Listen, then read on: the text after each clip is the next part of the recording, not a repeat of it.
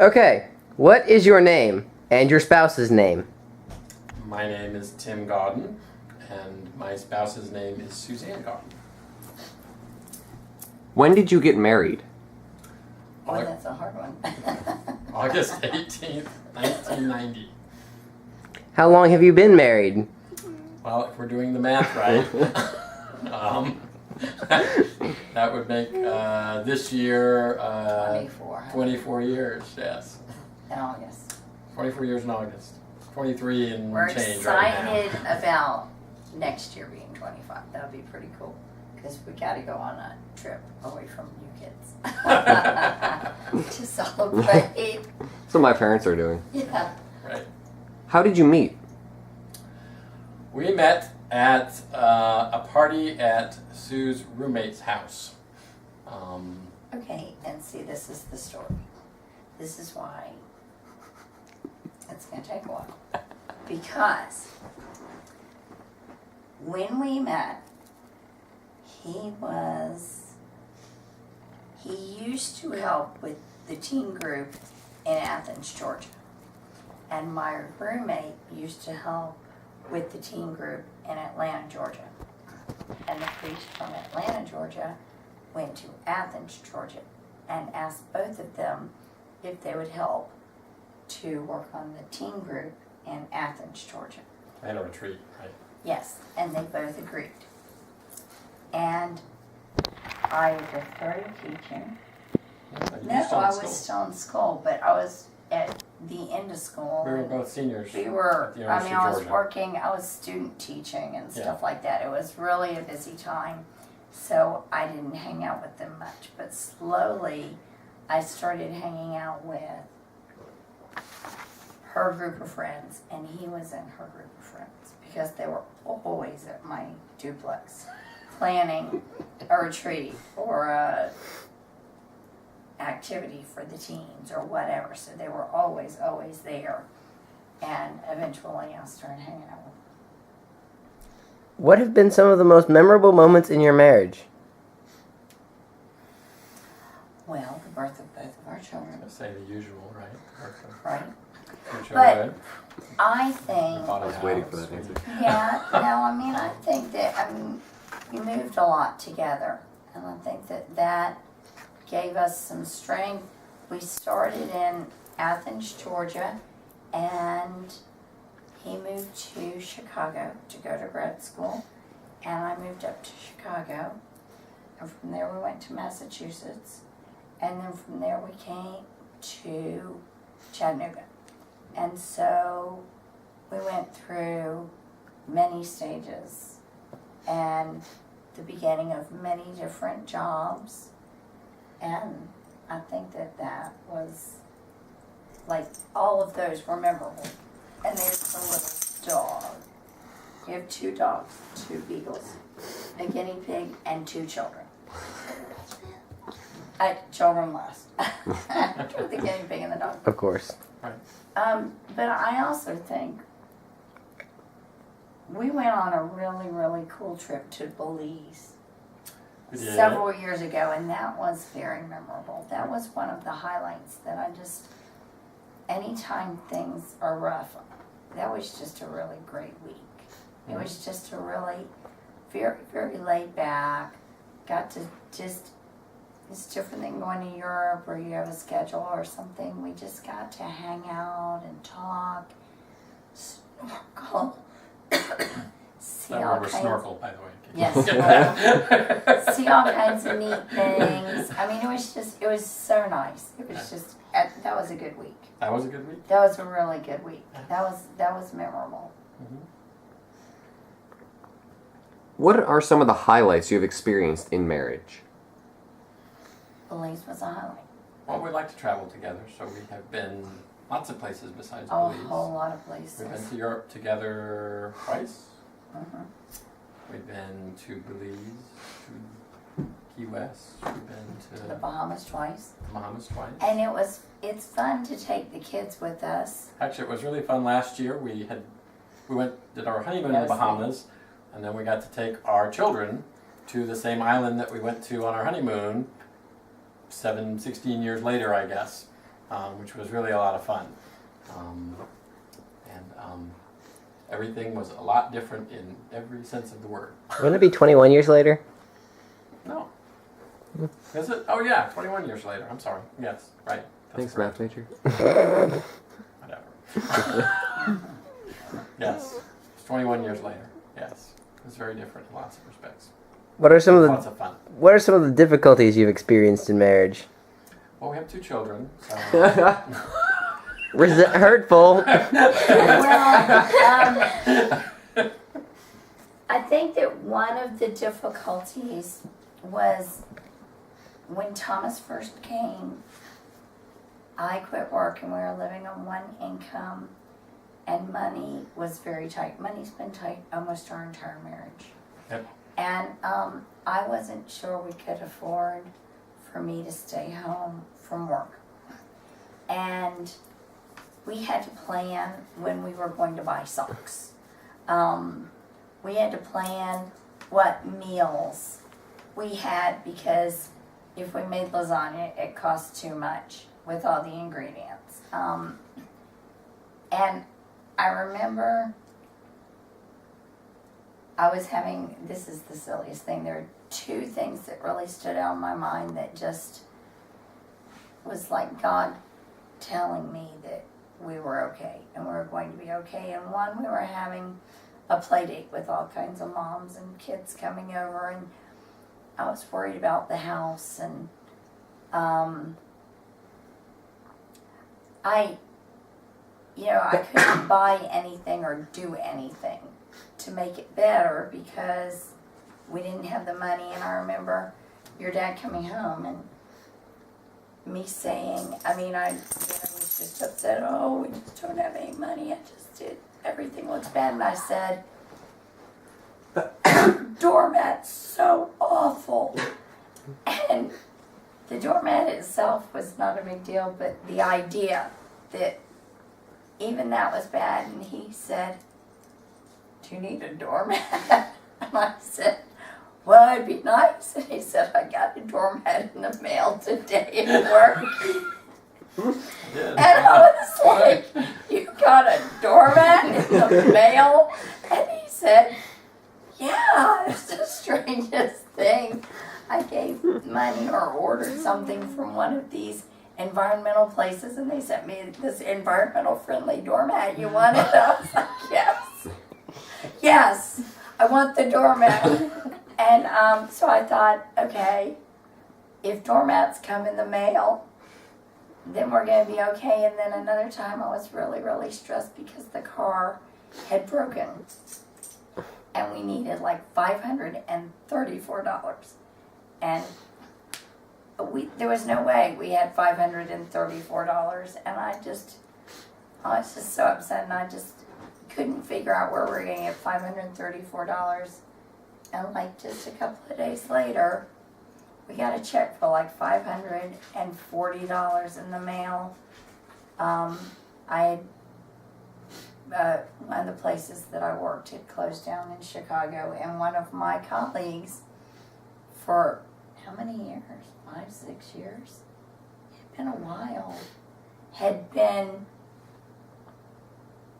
going through litigation for severance packages for us.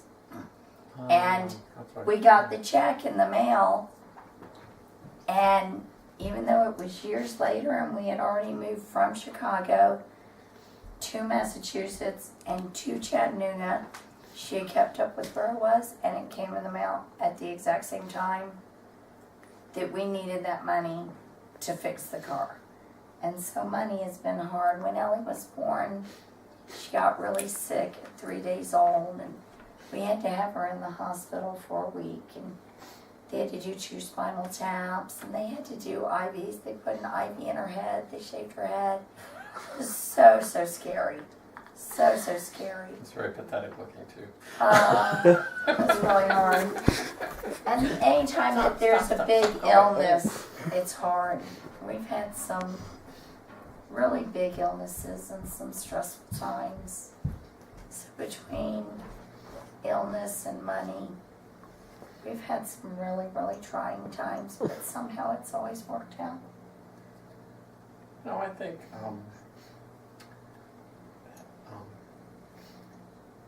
anytime you live with anybody for 20 years, there's always going to be difficulties and conflicts, and nobody's easy to live with 100% of the time, either of us. So that part of it's inevitable.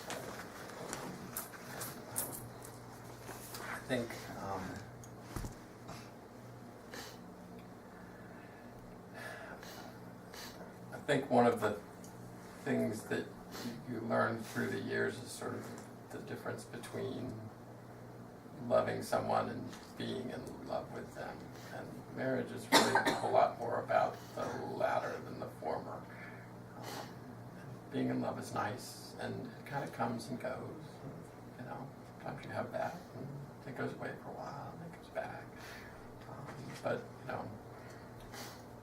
it's a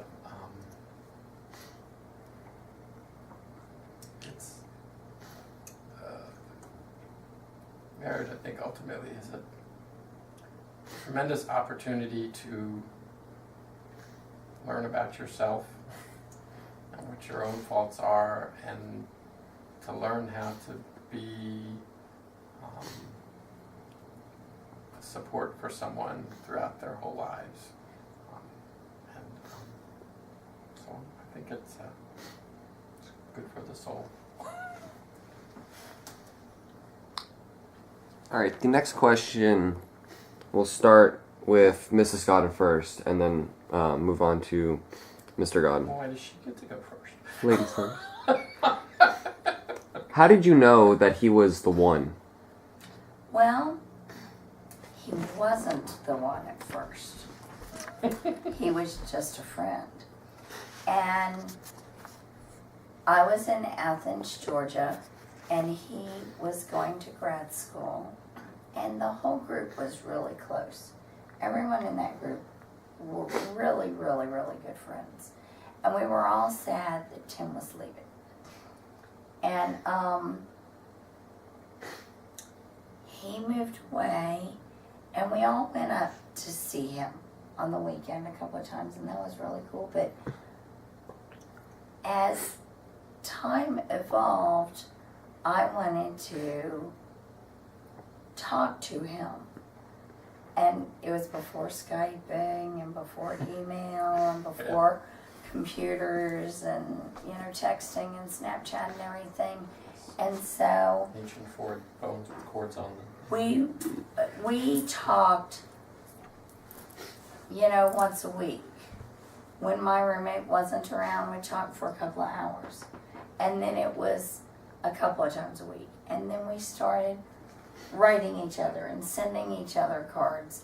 And then it was more and more, and it got to the point where I was like, I don't get this. I'm really falling for this guy, but he's just him. And he's in Chicago, and there's no way I'm moving to Chicago. I've got a good job. I really like Athens, Georgia, and I really dislike Chicago. And so I kept thinking, he's just him. But every morning, frequently, I wanted to call him just to tell him something. And I wanted to talk to him every single night to tell him about something or ask him about something. And I used to even, and he married me anyway, I used to even call him. I had these big roaches in my apartment, and I'm terrified of them. And my cat used to bring them to me in bed with me. And I would call him at 2 o'clock in the morning in Chicago from Athens, Georgia. I'd be like, there's a roach in my bed. There's a roach. What am I going to do? And he'd be like, okay, go get it. You put down the phone. And he would talk me through it, how to get rid of it. And, he was okay with me calling him at 2 o'clock in the morning. because there's a roach, even though he was hundreds of miles away, and there's no way he could kill the roach. So, I mean, he was the one because I had to talk to him every morning and every night. I thought about him every time something good, something bad, something funny happened. And he was just always there for me. And just more and more, I needed him in my life. And I just couldn't ignore the fact that I would rather be in Chicago with him and be able to spend time with him and do things with him and talk to him in person than in Athens, where I really liked it and I had a good job and everything. And so it was just something that I couldn't not do. I mean, I couldn't live without him. And I tried very hard. I didn't really want to do a long distance relationship. I didn't really want to move there. Tried very, very, very hard for it not to happen. And just more and more and more and more, I just could not get through a day without him. I just had to talk to him. And it got to be that we just couldn't be apart. I mean, saying goodbye was awful. It was awful, awful, awful. I mean, and it would hurt for Weeks. yeah, a long, long time. And it just wasn't an option. We just had to be together. So that's how I knew he was the one. Now, you. I don't have that good a story.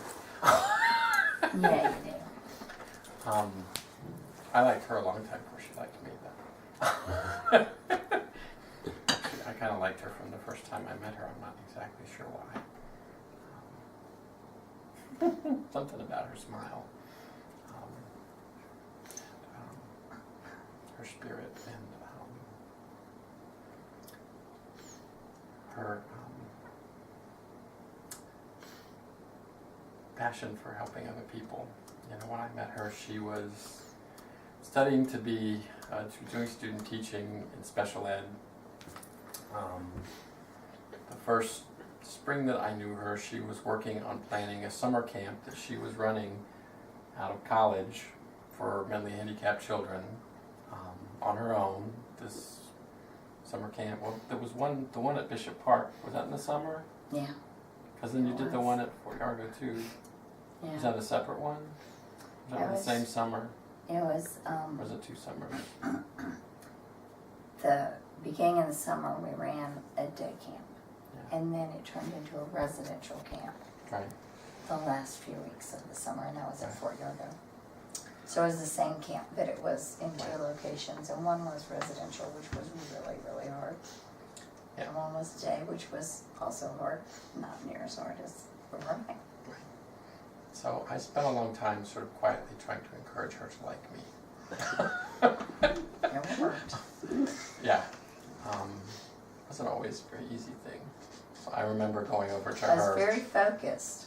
I remember going over to their duplex at one point, and I had promised her roommate I was going to look in on her because her roommate was out of town. But really, I just kind of wanted a chance to hang out with her. I sat in her apartment for like 2 hours while she talked on the phone to all these other people planning her summer camp before she would even get off the phone to talk to me. I was very focused. You were very focused, yes. I was very focused during student teaching. That's why I didn't want to hang out with you guys. Right. And then the beginning of my job and Right. summer camp, there was just always a lot of work to do. That was and it's always an interesting sort of thing. You guys probably have some experience of this, of being in a group of friends and then trying to communicate to one of them that you have some particular interest in them. It's something that has to be managed carefully. And I went to a friend of ours who we were both really good friends with, and I said, Pat, I think I like Tim. And I was really worried because, you know, we didn't know how this would change the group dynamic and everything. And I thought it was going to be really awkward and it was going to be terrible. And, you know, And he said, well, it's about time you figured it out. All right. And I was like, what? And he said, you two are perfect for each other. And everybody knows it but the two of you. I was like, are you kidding? And I thought he was that's going not to be entirely surprised. true. Well, no, Ann thought we were perfect for each other, too. But she still Just didn't speak didn't to want us. us to date. She still didn't speak to us My for roommate wanted a to date decade him. after we started going together. Yeah, my roommate, and actually she used to tell me, I hope you never fall for Tim because you two are really perfect for each other. But She was very mad for a long time. she was very, very much wanting to go out with And my him. closest friend at the time was not very happy about the whole thing either. No, because he didn't get to spend near as much time with Right. Tim. In fact, he told me, right, when I came home the first time from grad school, he came over to my house the moment I got in the door, and he warned me to stay away from everybody. Don't talk to anybody, because there were dangerous rumors swirling about. That I liked him. Yeah, that was right before our first date. And Thomas, you'll think that this is funny. Okay, so he went away to school and we were just friends. Okay, so nobody knew that we were talking on the phone every night for hours and writing and everything. So your grandparents, he left and we were just part of a group of friends. He came home and all of a sudden we're holding hands and we're dating, and they're like, how did that happen? Because he was in Chicago and she was in Athens, and the last time they saw each other, they weren't doing any of this. And your grandmother was extremely confused. She was like, I don't understand any of this.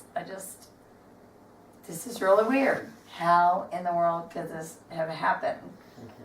But see, people just didn't realize we were just talking, and this was just building so much long distance. So when he came back into town, all of a sudden we're dating. And there are a lot of people that really confused. They're like, I don't get this. How has married life changed and evolved throughout the years? It is so much better now than when we first got married. I mean, it was always good. But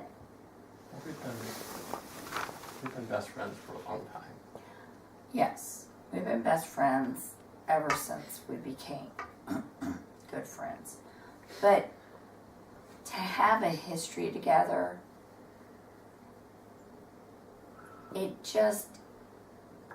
it's so comfortable and so secure and so deep. And it's just, all those worries at the beginning go away. I mean, all the, oh, this is for life.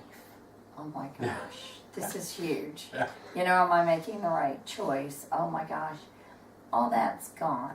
And every time you face a hurdle and you think, is there any way we'll be able to make it through this together? You know you can, because you've already made it through so many. And we make a point, and it's gotten easier now that you kids are older, to spend time just the two of us. We talk frequently, and he helps make dinner, and so we talk then, but you know, we go on a lot of date nights, and like we said, we've been on a lot of trips together, just the two of us, and every time things get tough, like it's just the end of his teaching year, and it's the end of my teaching year, and it's the end of y'all's kids' school years, and both of you are graduating. A lot of things have happened this year, and the two of us have been talking for a couple of weeks about we need to go away for an overnight or a weekend, just to be away from all the stress and the pressures of home, and to be able to just be together and have fun and mention all those little things that you don't mention because you're planning who's going to take this kid to tennis and who's going to take care of this and who's going to take care of that, and just all those things that, oh my gosh, I didn't tell you this was really important. I can't believe, this happened, or I was thinking about this, or I was sad about this, I was confused about this. And so it's better. It's better than it's ever been, because it's just so, so deep and so, so rich.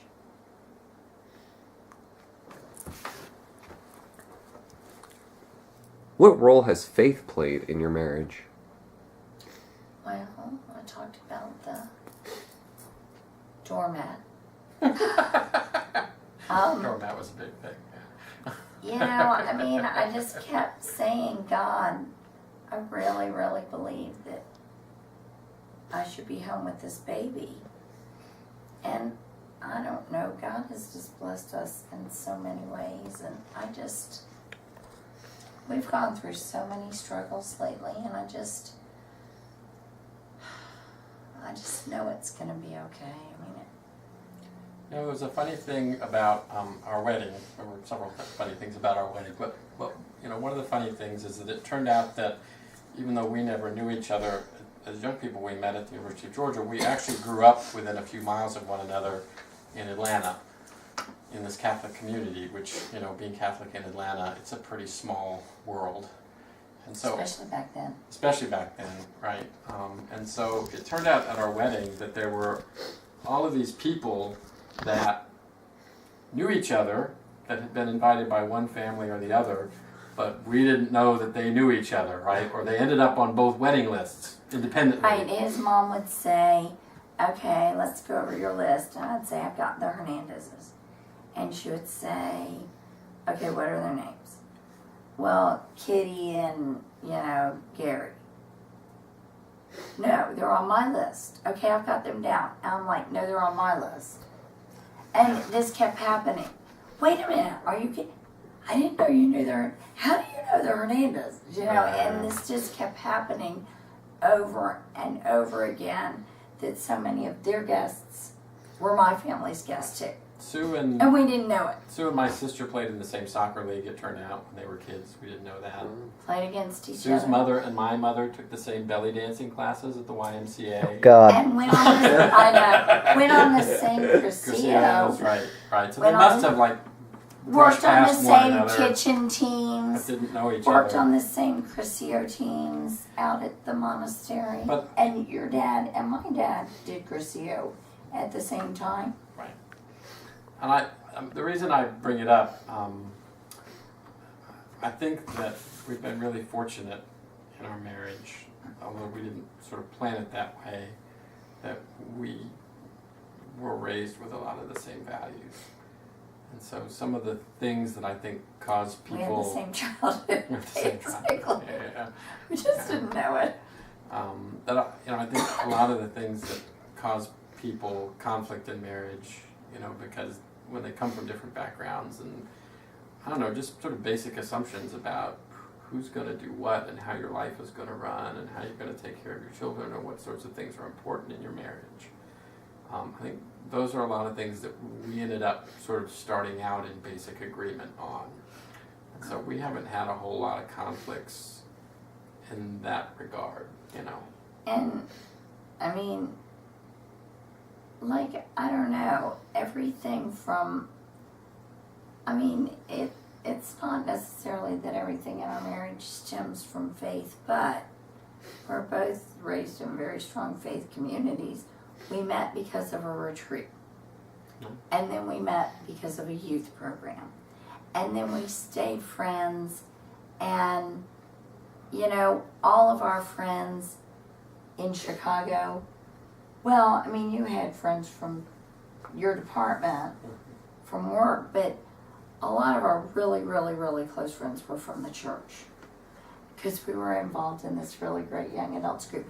And then Father Bob Menard here, when we got here. Bob Hofstadter. Where's Menard? He's at the Catholic Center UGA. Oh, that's right. Father Bob Hofstadter here started a young married couples group, and we were one of the first couples to join that. And Here in Chattanooga, our closest friends were from that church group. And some Still of are. them still are. And then it's spilled over that y'all went to Catholic schools. And so our friends frequently now are from the parents of y'all's friends, and it comes from a Catholic basis. I mean, our whole life has been up the St. Jude driveway and now over at the Notre Dame driveway. And so there's been faith over and over with all the people we know, and so much of what we do, it's just sort of guided, like all of our closest relationships. Okay, and to quickly close, what would be your advice to high school students in regards to finding the one and staying married? I would say you don't need to get married unless you absolutely can't help but get married. Because if you are going to get married, your life has to need that person so badly, and make sure that you don't have any major conflicts that are gnawing at you, like about money and about how many kids or kids at all, or, you know, career. But you have to, it can't be just a little whim. I mean, you have to absolutely need that person. Well, and I mentioned this before. I think marriage is more about friendship than Right. it is about. I mean, it's a cliche, you know, you marry your best friend, but in the end, the other stuff kind of comes and goes. You know, I mean, you know, there are times when you feel very romantic and passionate about one another. There are times when you fight and you don't. You go through hard times, you go through good times, but you know, you're picking somebody to spend your life with, and if you don't like them, it's not a very good decision ultimately. You know, even I think a lot of people find when their children leave that they have problems. You know, that's why we've always tried to work on spending time with one another. Because, you know, as much as we love our children, part of our job is to make sure that our children leave us at some point and are able to establish independent lives. Which we don't like, because Thomas is leaving. I know, it's sad. Anyway, moving on. But, you know, it'll just be us again, and we'll have to live out the rest of our lives with And each the other. Beagles. He let me have Beagles. If you're gonna get We'll have to married. leave the Beagles after this. If you're gonna get married, you have This to is marry advice. This is someone. advice to high school people. We don't want to advise them to get Beagles. They're a pain. Don't get Beagles. If they bark too much, the neighbors don't like them.